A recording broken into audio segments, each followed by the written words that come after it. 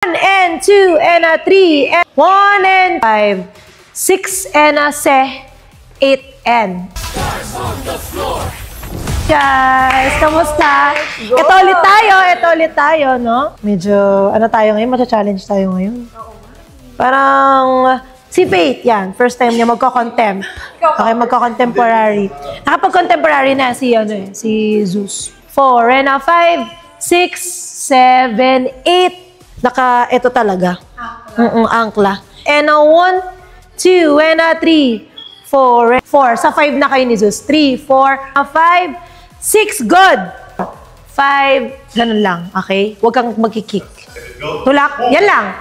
5, 6, 7, 8. 1 and 2, yan. Para kahit nandito lang nakasampay si Faith, okay lang. Arena 5, 6, go. Diretso lang na hindi siya like nag-wiggle. Okay? So, yakapin mo na agad siya. At ito lang. Forward ka lang para kapag nag-roll ka, ito ka lang. Bagsak lang. Bomb.